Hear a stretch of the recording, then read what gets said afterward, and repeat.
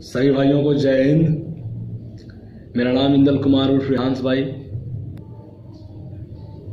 आज जो मैं ये वीडियो शेयर कर रहा हूँ, वीडियो शेयर करने का सबसे बड़ा उद्देश्य मेरा ये है कि 3 तलाक और धार्मिक कुरीति, 3 तलाक और धार्मिक कुरीतियों को लेकर मैं ये वीडियो शेयर कर रहा हूँ। और मैं सभी भाइयों से निवेदन करता हूँ कि मेरे इस वीडियो को देखने से पहले ही इसे शेयर कर दें, ताकि मेरे विचार हर इंसान तक पहुँचे।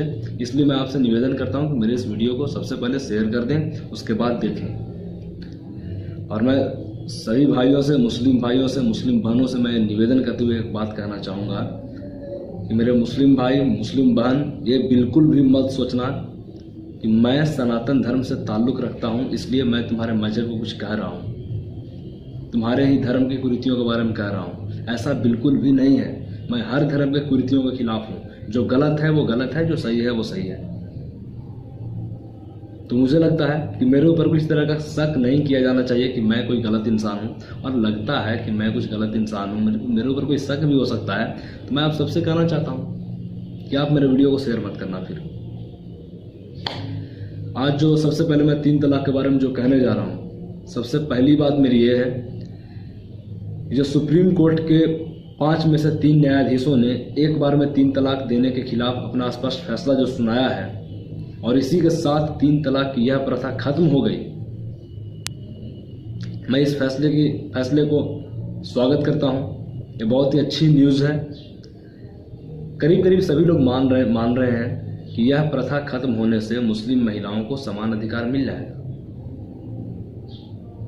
कई लोग इस बात को मान रहे हैं, पर कई लोग को शायद एक बात पता नहीं कि यदि पति चाहे तो तलाक दे देगा, कोई भी इंसान चाहे तो, कोई इंसान चाहे तो तलाक देना चाहेगा तो वह एक झटके में 3 तलाक बोलकर तो तलाक नहीं दे पाएगा, लेकिन वह नगर पालिका के चेयरमैन या फिर इसी तरह के किसी जनप्रतिनिधि को पत्र भेजकर यह घोषणा कर सकता है कि वह अपनी पत्नी को तलाक देने की घोषणा कर रहा है। सिर्फ पत्र मिलने से कुछ दिन बाद ही तलाक हो जाएगा। सरकारी दस्तावेजों में उसके नाम दर्ज हो जाएंगे, उससे बड़े बड़े अक्षरों में लिखा जाएगा कि यह पुरुष अब अविवाहित है। और कोई भी व्यक्ति हो जिसे अपनी पत्नी से मोहब्बत नहीं हो, जिन्हें अपनी पत्नी से प्यार नहीं करता, जो व्यक्ति, वह अगर चाहेगा तो तलाक देना चाहेगा तो वह किसी वक्त भी तलाक दे सकता है, किसी समय भी तलाक दे सकता है। आज हो या कल, किसी वक्त भी तलाक दे सकता है। मौखिक रूप में ना सके, लिखित रूप में तो दे सकता है। हाँ, ये कानून थोड़ी कड़ी हो गई है, क्योंकि पहले की तरह नहीं रहा कि व्हाट्सएप के जरिए लिख देना 3 तलाक, तो अब वो चीज़ अब खत्म हो चुकी है। अब लिखित रूप में सरकारी दस्तावेजों में दर्ज हो जाएगा आपका नाम। तो थोड़ा सा कठिन हुआ है, लेकिन तलाक देना बंद थोड़े ना हो जाएगा। तलाक तो आज भी लोग देंगे। भारतीय मुस्लिम इस पर काफ़ी यकीन करते हैं कि वे पाकिस्तानी या बांग्लादेशी मुसलमानों से काफ़ी सभ्य और शिक्षित हैं, साथ साथ धर्मनिरपेक्ष भी हैं। फिर यदि ऐसा है तो फिर वे धर्म के नाम पर इतने कठोर कानूनों को क्यों मान रहे हैं? इसे एक विचारणीय प्रश्न है।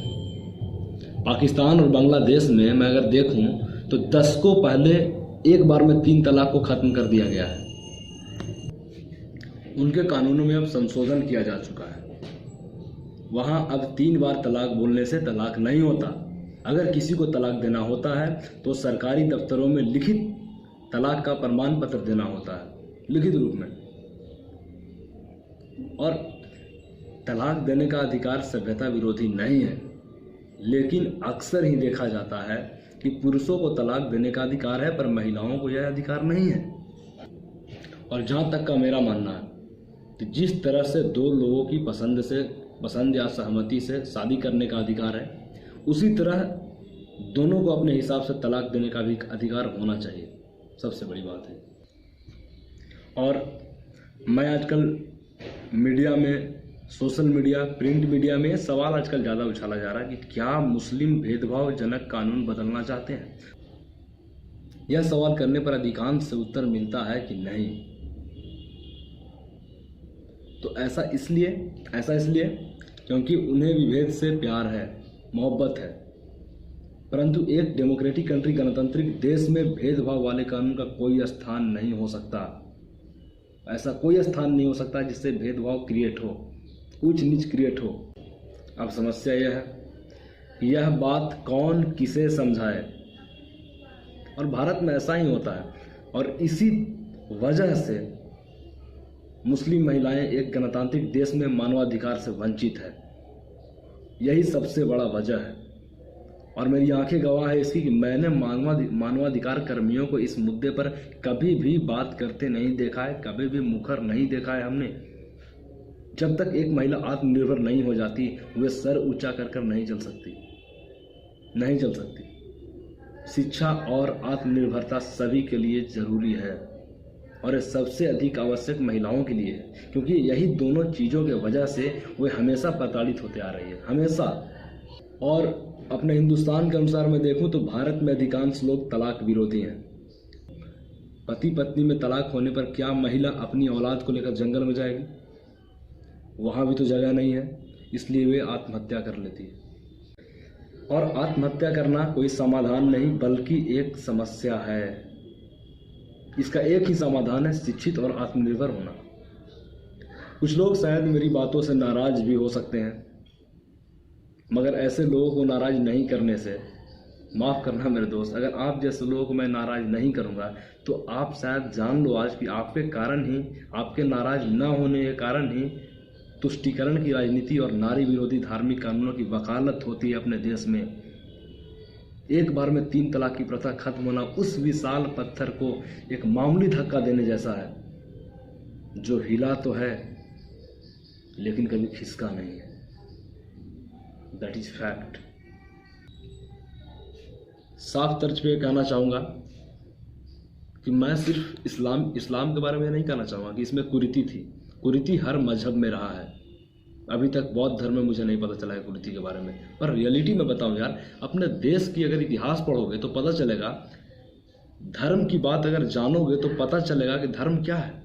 धर्म सबसे पहले मानवता सिखाता है, धर्म सबसे दूसरी बात इंसानियत सिखाता है, धर्म शिक्षा लेना सिखाता है, ये 3 चीज़ों को फॉलो करना सिखाता है, और धर्म सत्य बोलना सिखाता है। क्या इन चारों चीज़ आपने सीखा है? नहीं सीखा है तो फिर किस बात की मजहब की बात करते हो आप सब? चाहे सनातन धर्म हो, चाहे इस्लाम हो, चाहे बौद्ध धर्म हो, क्रिश्चियन हो, सिख हो, ईसाई, कुछ भी मजहब से हो, मैं साफ तर्ज पे कहना चाहूँगा, साफ बात कहना चाहूँगा, धर्म का मतलब मानवता। मानवता तो सीखा नहीं हमने। रियलिटी हमने क्या सीखा है? तो धर्म के नाम पे डायरेक्टली धंधा सिखाया हमने। इतिहास पढ़ो अपने मुल्क का, अपने देश का। धर्म इज इक्वल टू धंधा। धर्म को धंधा बना दिया हमने, इसीलिए आज हर मजहब खतरे में आ रहा है।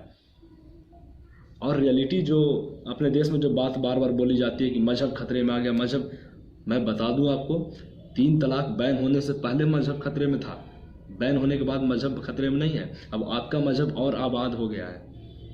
हमारा भी मजहब खतरे में था जब सती प्रथा लागू था, बाल विवाह लागू था, जातिवाद था, वर्ण विभेद था कि तुम उच्च जाति से हो, नीच जाति, ये चीज़ें जो थी, शोषण जो किया गया जाति के नाम पर, उस समय मेरा मजहब खतरे में था। इन चीज़ों को जो खात्मा हुआ तब से मेरा मजहब खतरे में नहीं है। रियलिटी ये है।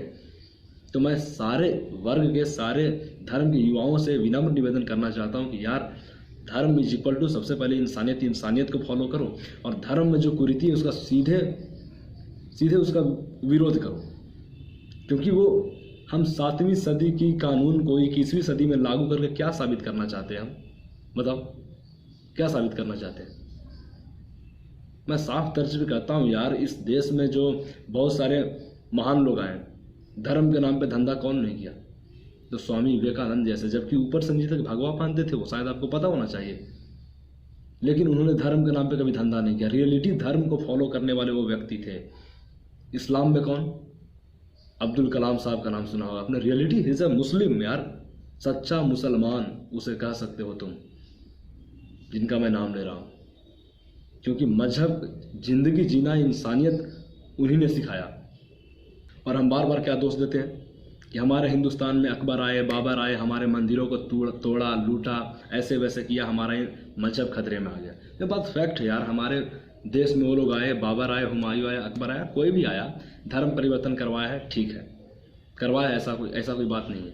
लेकिन इस देश के दलितों से अगर पूछ कर देखो, इस देश के गरीबों से अगर पूछ कर देखो, तो साफ तर्ज पे यही कहते हैं, दलित यानी कि बहुसंख्यक समाज, बहुसंख्यक समाज से पूछ कर देखो कि क्या अकबर बाबर ने आपके मजहब को बदलवाए, तो वो साफ तर्ज पे यही बातें कहते हैं। उन्होंने मजहब बदलवाया, उससे हमें कोई दिक्कत नहीं है, लेकिन जितना हमें शोषण से जो मजहब को बदला है उसका सबसे बड़ा तकलीफ है। तो धर्म के नाम पे शोषण, धर्म इज इक्वल टू शोषण, उनके दिमाग में एक ही चीज़ भरा है, उनके दिमाग में सिर्फ एक ही चीज़ चलती है, क्या? तो हमारे साथ शोषण हुआ। अगर धर्म नहीं होता तो मेरे साथ शोषण नहीं होता। तो धर्म के नाम पे जो हुआ वो चीज़ें गलत है, धर्म के नाम पे कुरीतियाँ गलत है, धर्म के नाम पे ये जो क्या बोलते हैं उसको, धंधा गलत है। हर चीज़ों के मैं खिलाफ हूँ जो धर्म के नाम पे उल्टा सीधा हो। धर्म सच्चाई सिखाता है, धर्म मानवता सिखाता है, धर्म इंसानियत सिखाता है, और धर्म शिक्षा को सबसे फर्स्ट, एजुकेशन फर्स्ट वो साफ कहता है। लेकिन हम इस चीज़ को फॉलो नहीं करते, लेकिन हम हर तरह के नारा लगाते हैं। और मैं उन सारी महिलाओं को जिन्होंने 3 तलाक पे जो केस किया, 3 तलाक के खिलाफ विरोध किया, 3 तलाक पे बोला, 3 तलाक के खिलाफ सुप्रीम कोर्ट गई, उनको सभी बहनों को मैं सलाम करता हूँ यार, कि आप जैसे महिलाओं से इस देश की हर महिला को सीख मिलेगी। इस देश की हर महिला जानेगी कि अगर मेरे साथ शोषण हुआ तो हम भी सुप्रीम कोर्ट के दरवाजे खटखटा सकते हैं, खटखटा सकते हैं। मैं उन सायरा बानों को सलाम करता हूँ, आपको यार सलाम करता हूँ आपको, कि आपने सबसे पहले सुप्रीम कोर्ट में जाकर 3 तलाक के खिलाफ कहा, और आपका ही देन है कि आज हिंदुस्तान में सारी महिलाओं को न्याय मिला है। मैं आपको सलाम करता हूँ। आप लोगों को देखकर मुझे, रियलिटी में दिल से बोल रहा हूँ, आप लोगों को देखकर मुझे राजा राम मोहन राय की याद आती है। उन्होंने भी सती प्रथा के खिलाफ आवाज़ उठाई थी, बाल विवाह पे आवाज़ उठाया था, और आवाज़ उठाने का उस समय क्या था, आवाज़ उठाने पे उन्हें देशद्रोही कहा गया था, एंटी हिंदुत्व कहा गया था उन्हें, एंटी हिंदू, पर वो माने नहीं थे। उसने इस कुरीति को बदल करके रखा। आज राजा राम मोहन राय की पूजा हर जगह पर होती है, उन्हें सम्मान की नज़रों से देखा जाता है। तो मैं आप सभी बहनों को कहना चाहूँगा, मुस्लिम बहनों से, ऐसे ही हमेशा लड़ते रहो, क्योंकि आपके इस साहस ने 19 साल के लड़के को हिम्मत और जगा दी है। मैं आपको हमेशा एक क्रांतिकारी के रूप में देखूंगा, उम्मीद रहेगी मेरी है। जय हिंद, जय भारत।